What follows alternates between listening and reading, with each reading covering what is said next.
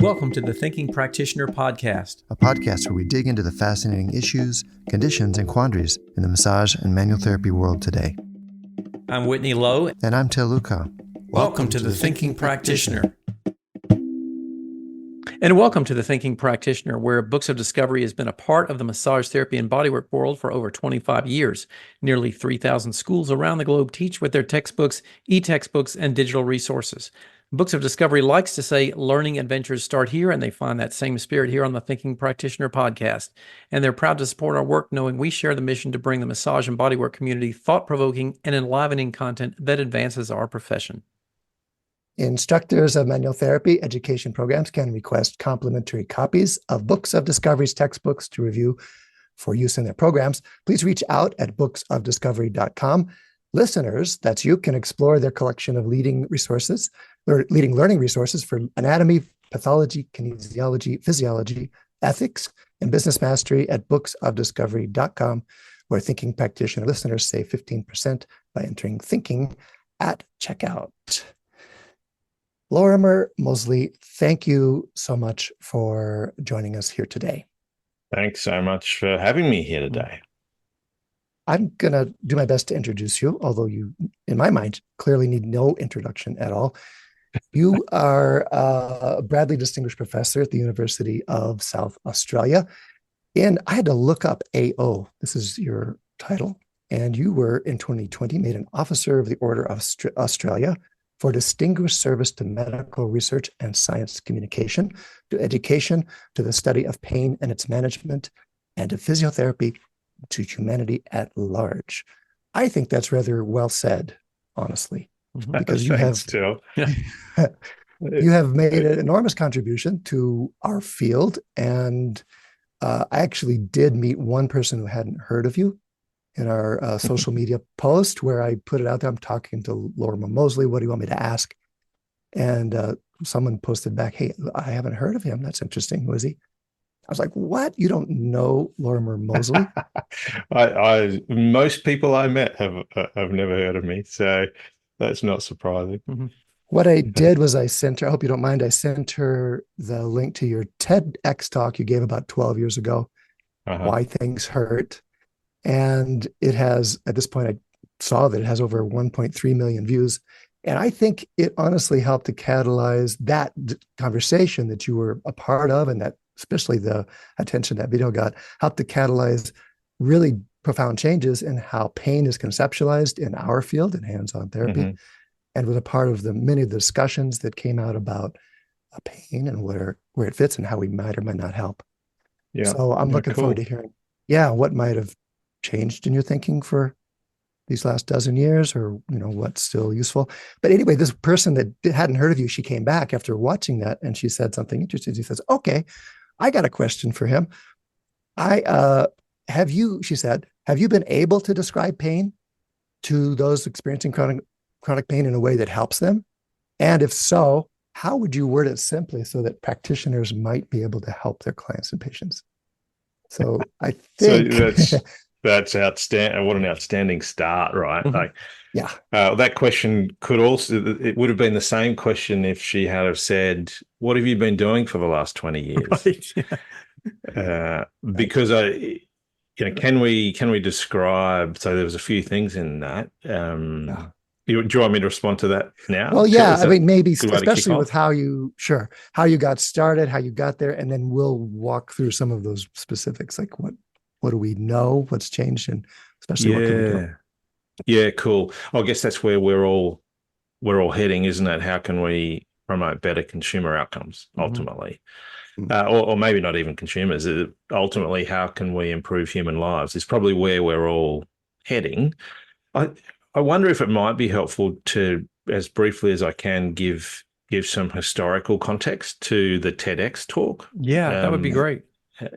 So my own interest in this, I guess, was ultimately ignited through a lived experience of having back pain for a long time, consequent to a football injury. And that really changed the course of my life. But it wasn't for 10 years until I really discovered research So, I'd been a physiotherapist for 8 years before I almost accidentally became a PhD student, and then discovered the synergy between that work, research, my own character, and things that fascinate me. I'm an explorer by nature, and I'm fascinated by humans. And when you combine those two things, into some sort of matchmaking device, I'm sure it would spit out, you should become a clinical neuroscientist, which is sort of what I became. But I guess the clinical experience. So I've got this, I had this lived experience of feeling, during my training as a physiotherapist, I was in a lot of bother with this back pain for years, and I would go to the biology and neuroscience and even biomechanics lectures and get so excited, like really unusually excited about how wonderful and complex and amazing we are, and animals in general are. I mean, I love David Attenborough. I'm one of those sort of guys, right? Yeah. And then I'd go into the clinical classes and be confused, because what I was learning in the more science-based classes is just full of hope, full of opportunity, full of the opportunity for personal innovation, which wasn't penetrating the clinical classes. And so even as I was training, I was thinking, this is a bit confusing. So what hope is there for people like me if we're not embracing and trying to work with all this magic that we've got inside ourselves, So that was an experience that I had sort of from that lived experience perspective. And then I became a physio, and my own journey was one of almost not applying the clinical stuff and just getting off on the science and personal experimentation, and slowly recovered. And as a clinical physiotherapist, the next important thing for me was discovering that people would come in for treatment, and I felt like I've got nothing for you. My clinical skills, I can't help you. And this is why, and I've always been a stickler for authenticity, telling the truth, right? And I would say, this is why I think I can't help you. And it would it would always be an account of my understanding of the science underpinning their experience. And what I started to notice clinically is that people would come back after a session where I just spent the time trying to help them understand how I understood the science of this. And they'd come back and they'd say, yeah, look, I'm definitely feeling a bit better. Can we just do more of the same? And I would say, but we didn't do anything. Yeah, no, how, and then it'd ask me something about what they'd learned. And how you were talking about that truck driver, the metaphors that I was using to explain things. And then, as someone who has, since my favorite teacher at school, when I got injured playing football, I was in hospital, and my favorite teacher at school brought me science books, Charles Darwin's Advice to Young Scientists, and Thomas Kuhn's Structure of Scientific Revolution. And I love science. I am a card-carrying believer that the scientific method is the best method. It's not the only method, it's the best method we have for knowledge progression. So here I was observing this thing in patients, loving science, and I thought, righto, let's see if this is real. Because this could just be my bias, right? I like to hear the things that I already believe in. So we did a couple of clinical trials of what happens when you intentionally explain to people in a way that you hope they understand, as well as you can, how pain works and how chronic pain works, and why the treatments and the approaches that might not seem immediately intuitive are actually the best ones.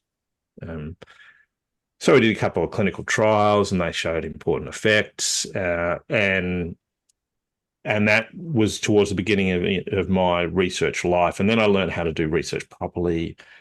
blah, blah, blah. Fast forward to 2011 or 12 or whenever it was when I was riding my scooter to work in the middle of Movember, which is the moustache growing fundraiser, usually for Men's Health. Do you have that?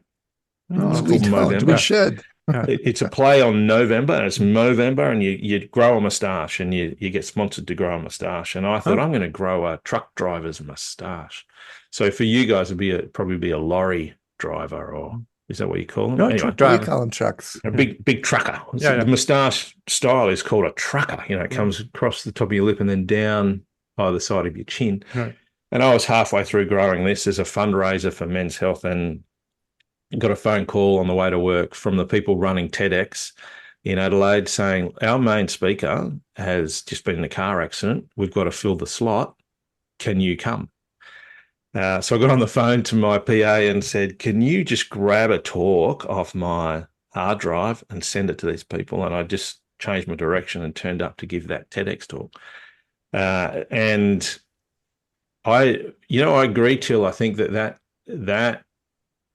talk was received very well, and I think primarily by a massive number of massive. I don't want to overplay this at all, but by We're talking Taylor Swift scale. Yes, audience is here.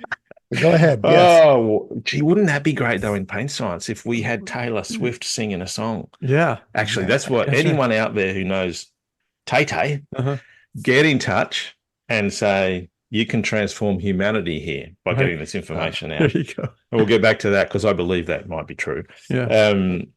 Anyway, so I think there were a significant number of health professionals who were in similar place to me in struggling to get across the fearful and wonderful complexity of how pain works and the human in a way that was enabling and empowering for their clients. And I'd already been doing that for 15 years, and a lot of that clinically. I mean, the number of times I've told that snakebite story, whoa, I could go to sleep and tell you word for word that snakebite story because I did it every day, sometimes twice a day for years, with groups of patients, and you'd work out what lands and what doesn't.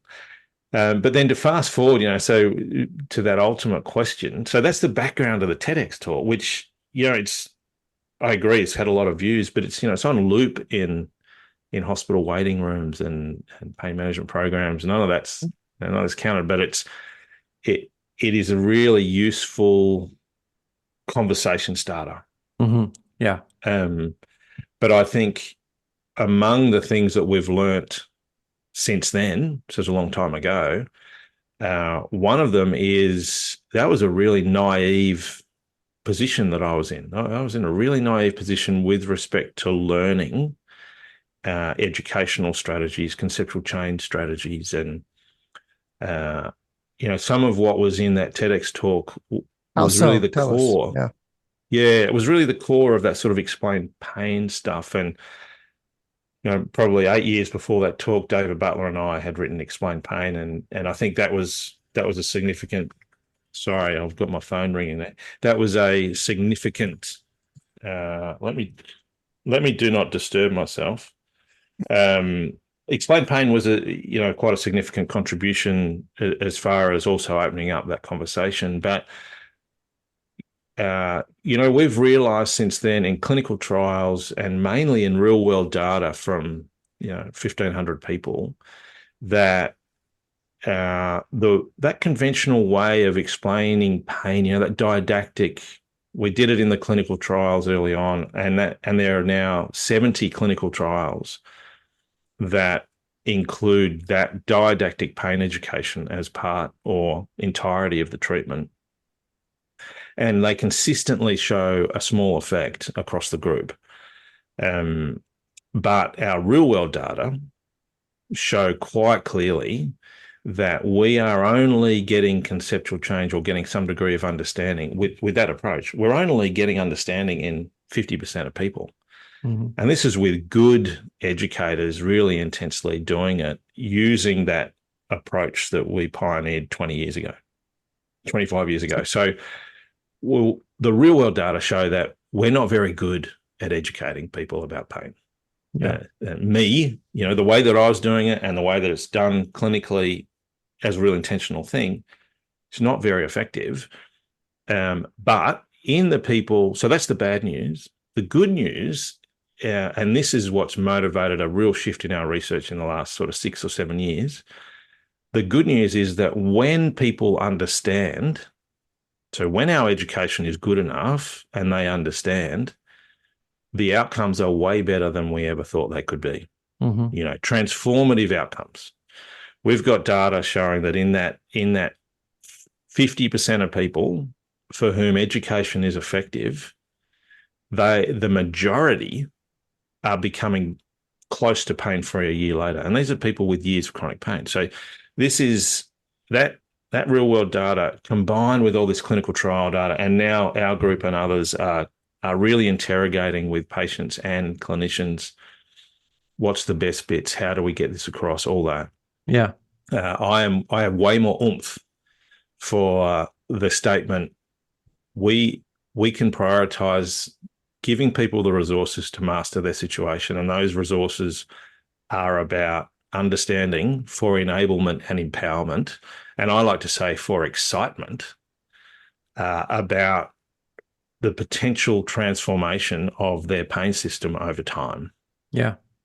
So anyway, so all that to say, we don't, education now looks very different from what it looked like when that TEDx talk was produced, in content and in delivery. Yeah. And you may have hit on this, but I did sort of pick up in one of your podcasts. And by the way, for those who aren't aware, you have a wonderful podcast out there, Lorimer Moseley podcast is its name, right? I think it's called Pain Matters. And thanks for the compliment, Whitney. I've listened to one and I cringed.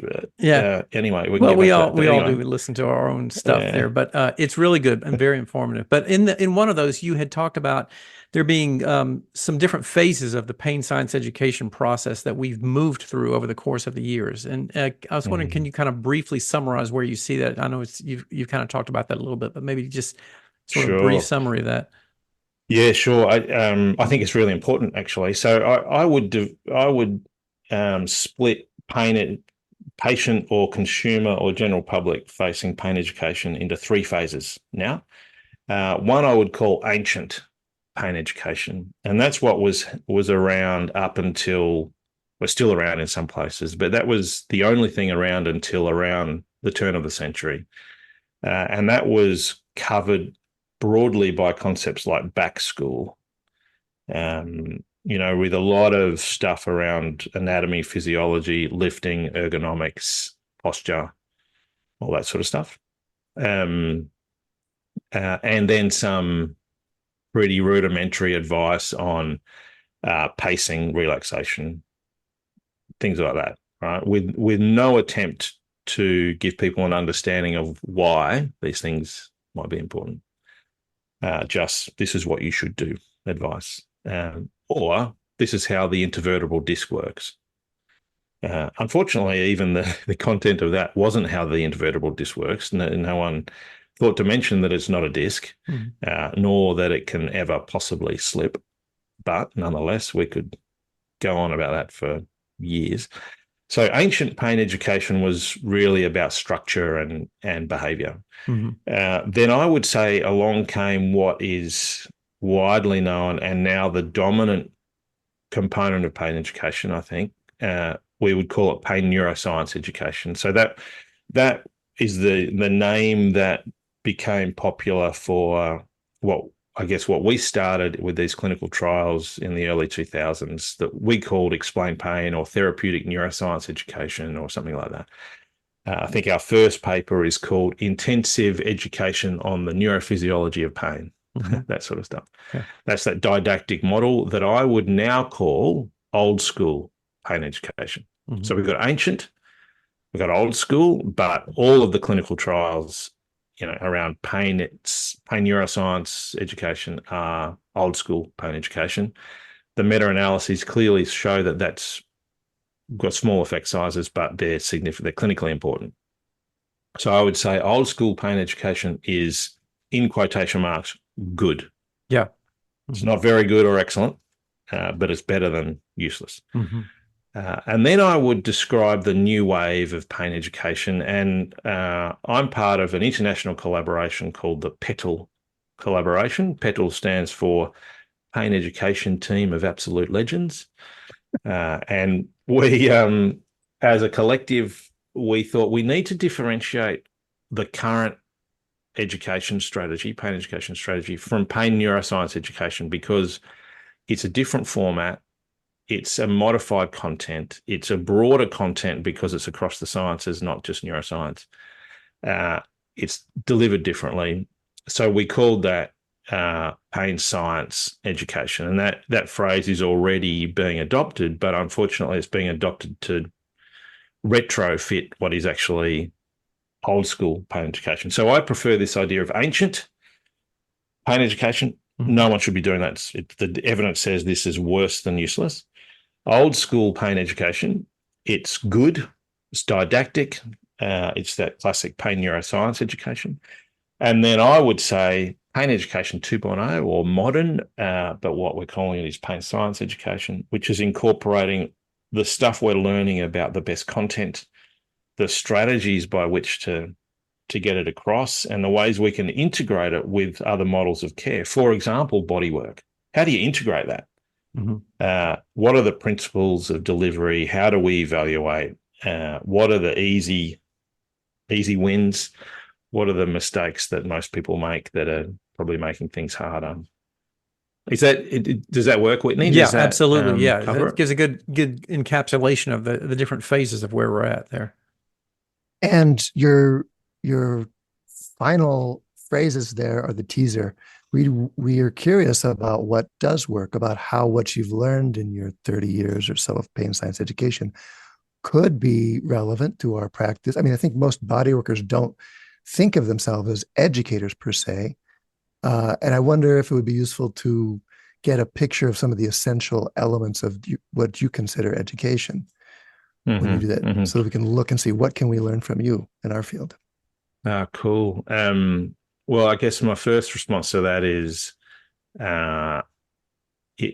education is a pretty broad thing, and I think there would be some pretty compelling arguments that even without speaking, without any conversation, body workers are educating by virtue of the fact that they're delivering stimuli and within certain conjured contexts and frames of working and things like that.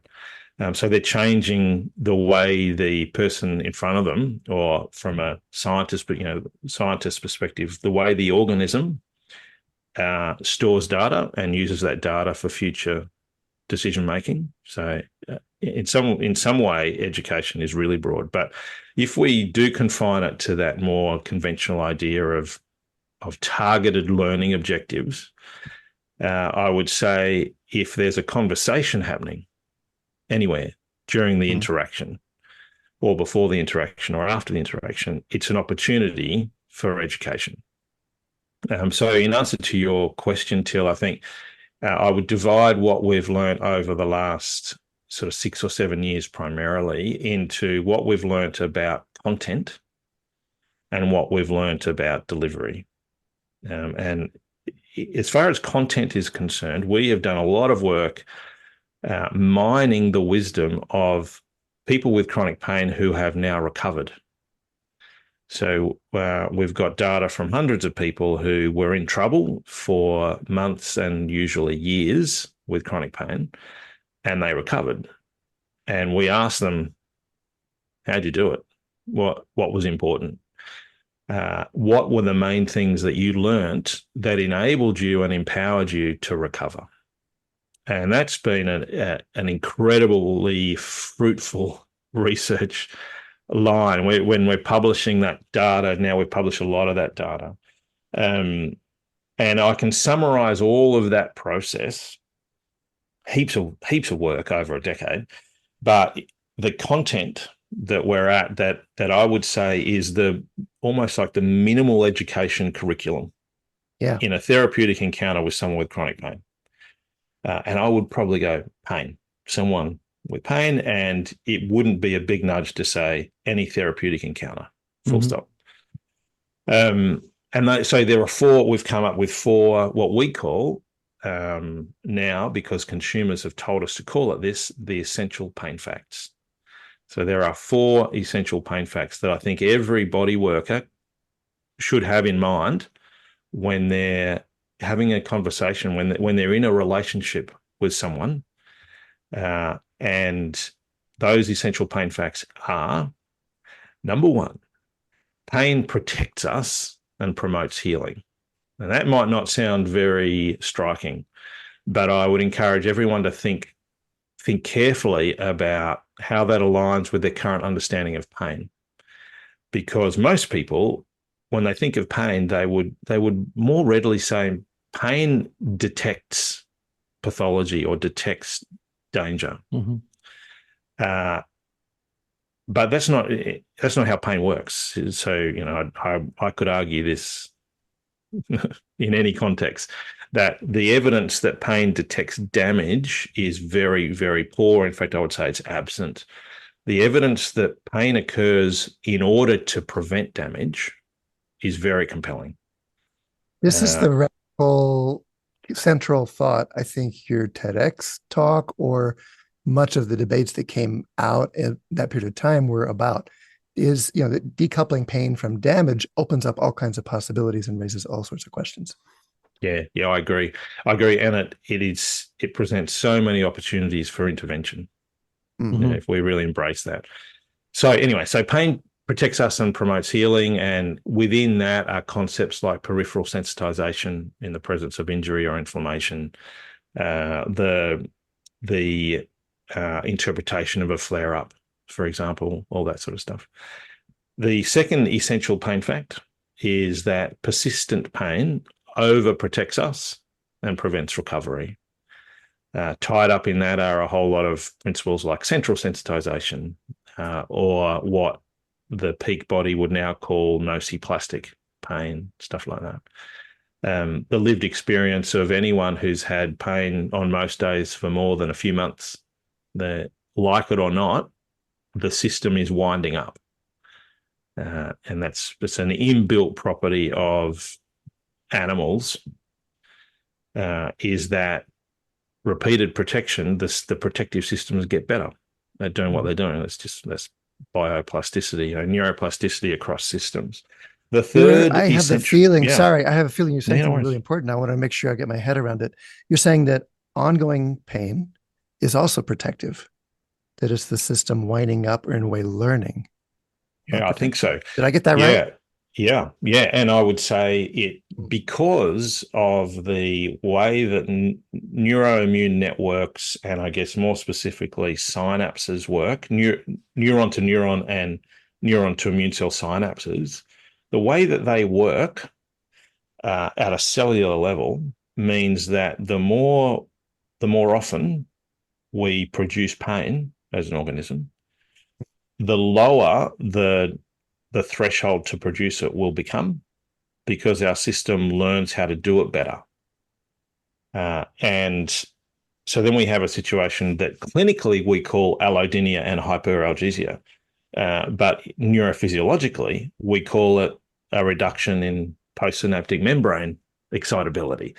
In clinical terms, in the consumer's words, we call it pain system hypersensitivity. So it's often talked about as the pain system going wrong, or somehow getting stuck in a state that it shouldn't, in quotes, be in. But you've reframed that. You're saying it's actually also learning and protecting. Absolutely, yeah. I'm emphatic on that. I think it's not going wrong. This is how it works, and it works like this in all of us. The speed with which it adapts will vary a lot between individuals because of lots of reasons. But I will often find myself saying to people challenged by chronic pain that this is a normal response to an abnormal set of circumstances.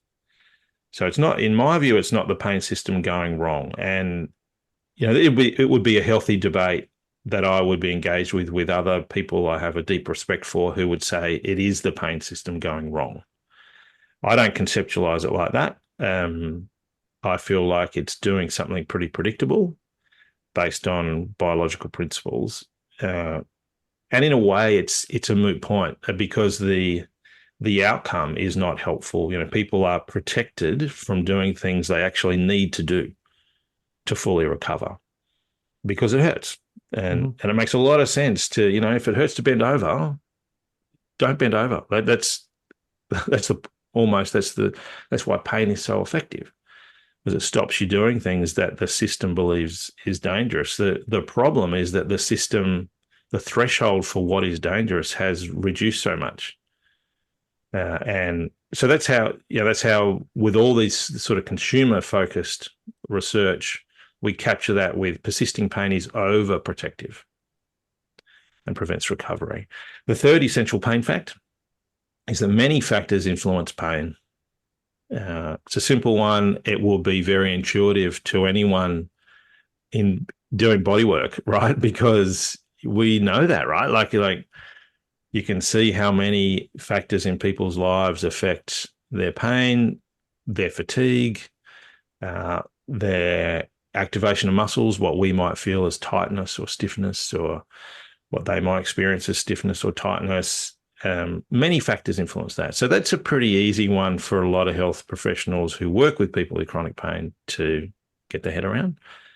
And the fourth essential pain fact comes off the third one, and it starts with, therefore, there are many ways to reduce pain and to slowly, and there's two ways we could say this, and to slowly recover, or to slowly retrain the pain system back to normal protective settings. And they're the four essential pain facts. That doesn't mean that that's all we want to get across, but I think anyone working in a relationship with someone challenged by or at risk of chronic pain should be aware of the essential pain facts and how they can communicate those essential pain facts within the context of that relationship. Until you said the teaser, how do we integrate that?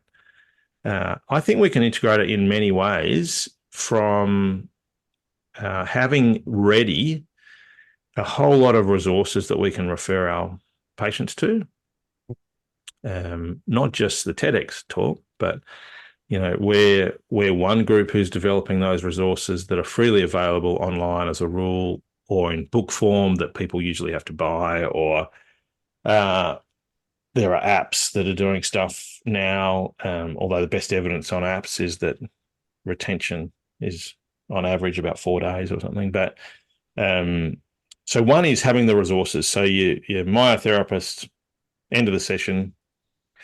That was interesting how after I did this, whatever it was that I did, you were able to move more freely.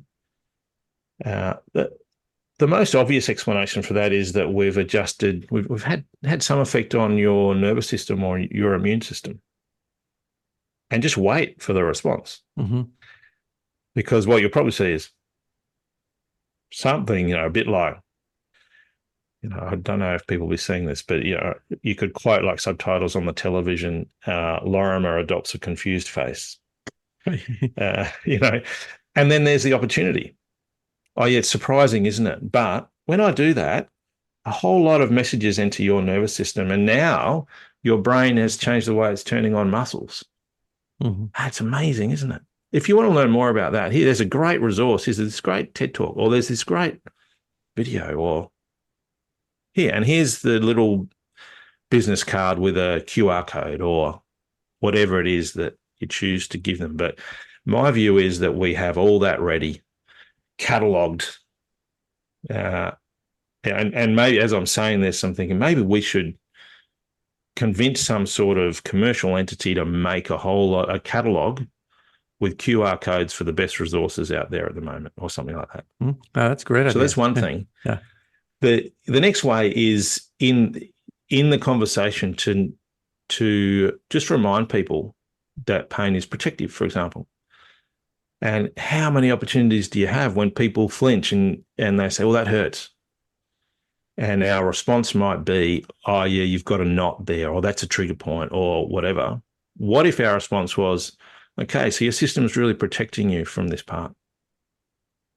Just a little message. Yeah. That's a subtle interesting. reframe, a different possible explanation that might open some possibilities. Yeah. And I guess the easiest practical response to this bucket load of research from the perspective of body workers, or I think any clinician, is to just hold up your explanations and your responses to what people say to the essential pain facts. Mm-hmm. Do they fit? And if they don't fit, change what you say so that they fit, because the data strongly suggests that you can be part of a transformation by promoting a more contemporary understanding of how pain works. Yeah. One of the things is we're kind of talking about this education end of things that I was burning question for me. I really wanted to ask, because as an educator, I'm aware that the less time that you have to explain a concept, the better the teacher needs to be in order to make that understandable. And I'm thinking about our clinicians who have such a very short period of time to explain things to the clients and the patients that they're working with. How, if you have any kind of suggestions, like how does one get much, much better at that little educational piece of getting complex things across to people about, neurophysiology in just a very short period of time, especially to somebody who knows nothing about it to begin with? Yeah. That's such an important acknowledgement, I think, Whitney, and target. And I guess my response to that would be take the pressure off ourselves. We don't have to take people through a year's worth of neurophysiology each session. One of the advantages of the work that people like massage, osteo, physical therapists, myotherapists, Rolfers, that one of the advantages is often a relationship. And we can be patient about getting people, about conveying an understanding of this stuff. So I don't think we need to be in a hurry. We need to be honest. But I guess the more practical answer to that question from my perspective is to always be dangling the hooks, because we know that learning is most effective if it's active, right? If someone's doing something to learn. So that's one of the mistakes that I made, and I think unfortunately I've influenced a field who are all making this mistake. That we try and just force data on people, and that can make us feel really, really good about what we're doing. It certainly had that effect on me. I thought, oh yeah, look, I'm explaining this, blah blah blah. I've had a couple of key moments where I've realised, oh shit, that wasn't anywhere near as good for them as it was for me.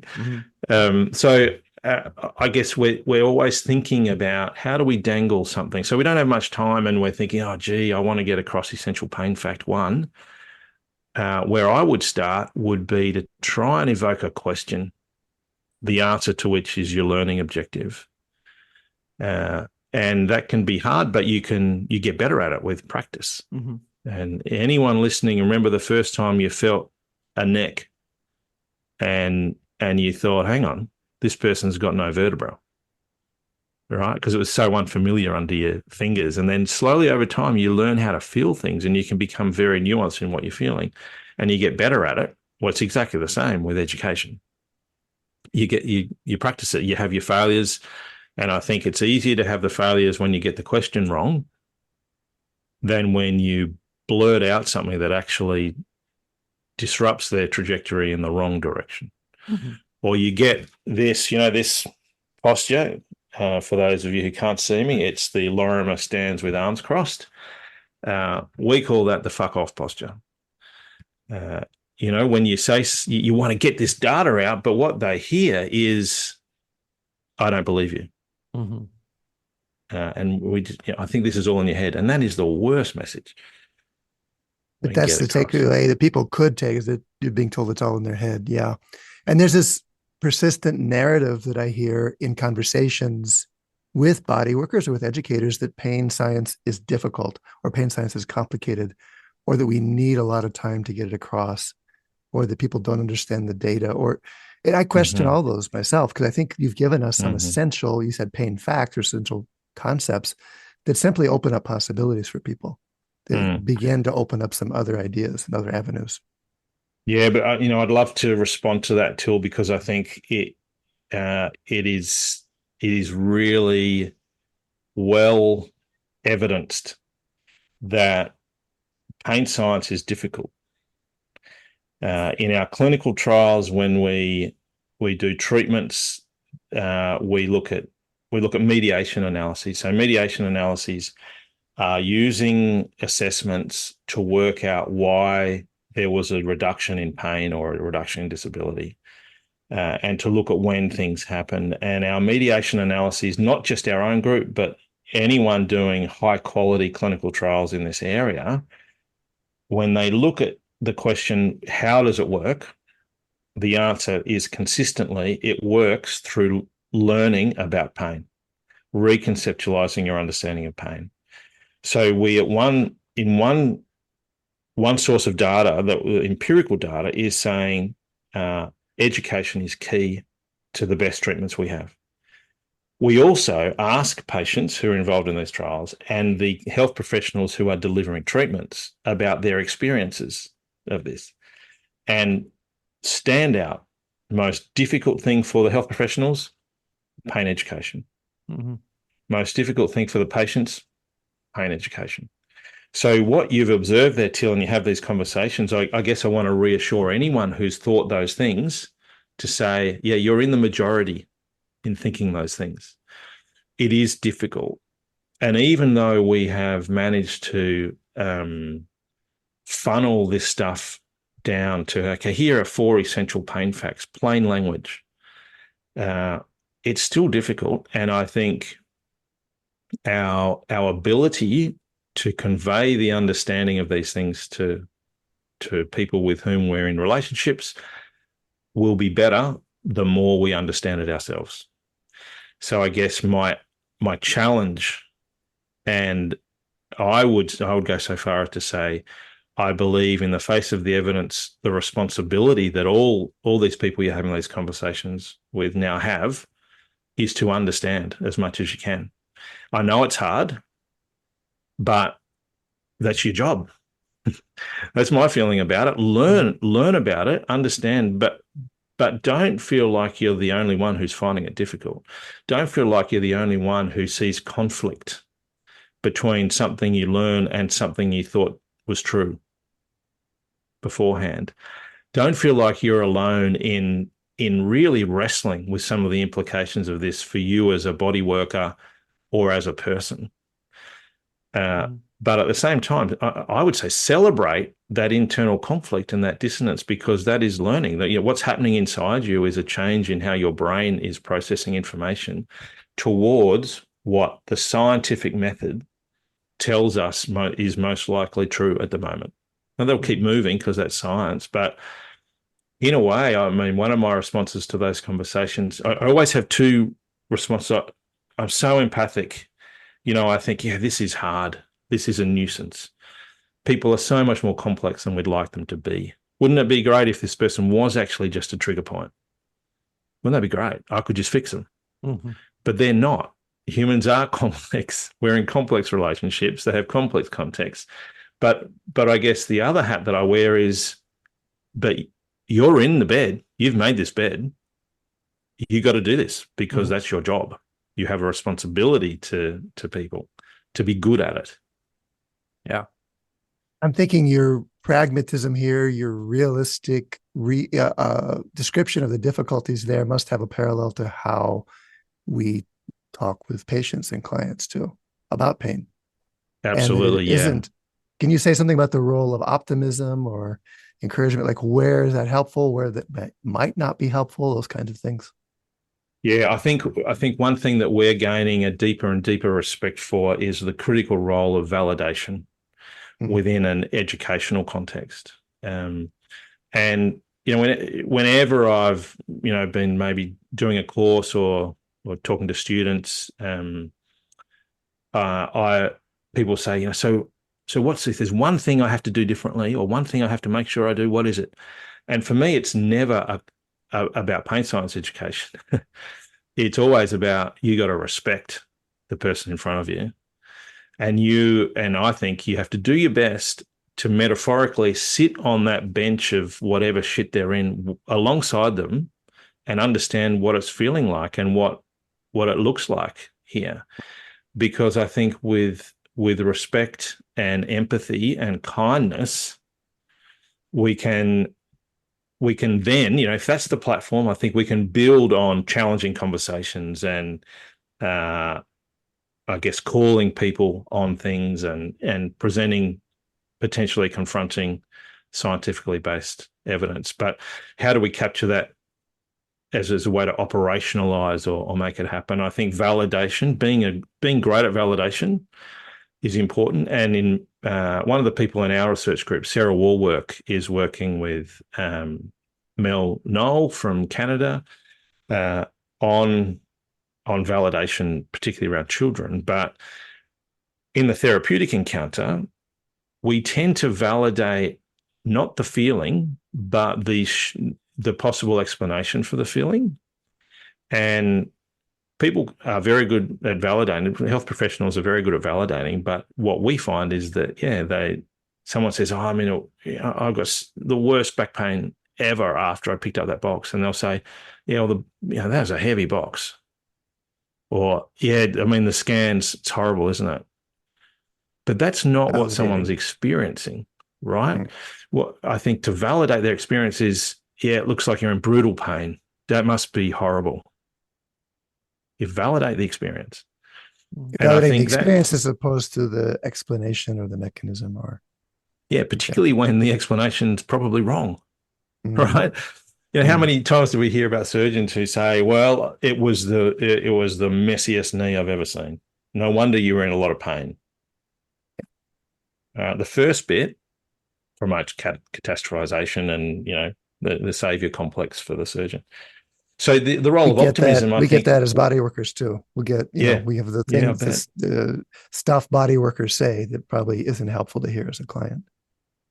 Yeah. But you were going to say?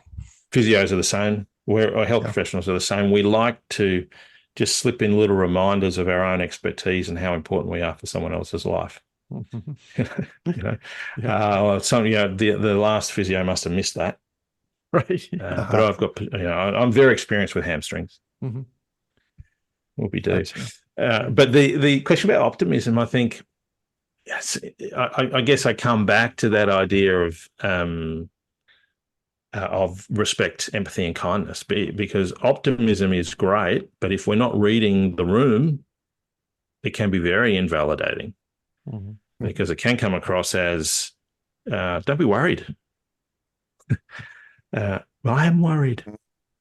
But think on the positive. You're not in Syria.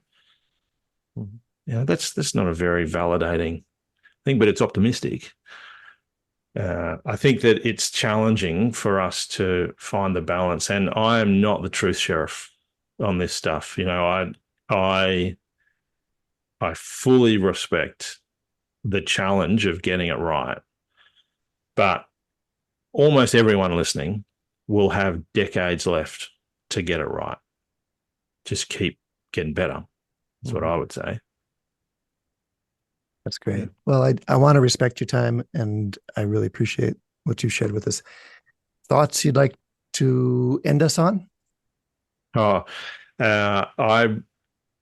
think that the underlying science of how the human works presents to us a massive breadth and depth of opportunity to improve someone else's life. But I think we have a responsibility both to understand it as well as we can. And the data say when we do that, the clinical outcomes of our patients will be better, but also to be very self-reflective in the moment, to do all the stuff we're wanting our patients to do, to hold up our experiences against the best available evidence, to be courageous, to almost chase failure in order to improve, all that sort of stuff. Yeah, but at the same time, you ask a question like that, and I think, no, look, we're all just trying to do our best, right? That's all we can do, I think, at a certain point. Yeah. That's right. Yeah. And I want to thank you personally for being a model of that, what you're describing there, the perseverance, but also the humility with which I know you've spoken very openly about the limitations and the challenges around this path you're on as well. So it's a great model for us all. Mm-hmm. You're coming to North America this year. How can people find out more about that or about your work? Well, I'm coming to North America. I'm so excited. I haven't been to North America for 5 years. And the change in the stuff I've learned in the last sort of 5 years is really exciting to me. And I think it presents exciting new opportunities. So I'll be running 3 2-day courses in North America, all about how to put pain science into practice. All health professionals. We often get a few consumers, but we're really targeting health professionals. Your guys would be perfect. The way to find out about it is to go to noigroup.com and look under courses. Put this in the show notes, noigroup.com. Yeah. Check it out for the schedule, the way to take part in that, whether you're in North America or beyond. I know there's lots of other resources there as well. Yeah. And the other website is painrevolution.org. So it's a charity that I started in 2018. Resources, but always changing, always trying to provide better stuff. Fact sheets in lots of languages. Check it out there. If a language that you want it in is not there, then get in touch and help us translate it. That sort of stuff. North America is Vancouver, San Fran, and New York City. That's where you're stopping off. Okay. So great to chat with you guys. Congratulations on what you do. And it's tops. I've really enjoyed it. Yeah. Well, thank you so much for everything that you've contributed and wonderful contributions to all of these fields of pain management, and especially for us in the manual therapy world. We certainly take great inspiration from everything that you've done. So thanks so much for sharing that with us. Thanks, Whitney. No, I appreciate it. Fantastic. Yeah. We'll do our sponsor rollout and then close up for the day. The Thinking Practitioner podcast is supported by ABMP, Associated Bodywork and Massage Professionals. ABMP membership gives professional practitioners like you a package including individual liability insurance, free continuing education and quick reference apps, online scheduling and payments with Pocket Suite, and much more. And ABMP's CE courses, podcast, and Massage and Bodywork magazine always feature expert voices and new perspectives in the profession, including from Til and myself. Thinking Practitioner listeners can save on joining ABMP at abmp.com/thinking. So thank you to all of our listeners, and also to Lorimer as our guest today. You can stop by our sites for the video, show notes, and any extras. You can find that on my site at the academyofclinicalmassage.com. And Til, where can they find that with you? My site, advanced-trainings.com. And if you've got comments or questions or things you'd like to hear us talk about, you can record a short voice memo on your phone and email it to us at info@thethinkingpractitioner.com, or look for us on social media. I'm at Whitney Lowe under my name there. Until people, where can they find you? Under my name, Til Luca. Please rate us on Apple Podcasts, as it really does help other people find the show. And you can also hear us on Spotify, Stitcher, Podbean, or wherever else you listen. Please do share the word, tell a friend. Thanks again, Lorimer and Whitney. Such a great conversation with you today. Sounds good. We'll see you in the next one. See you later. Okay.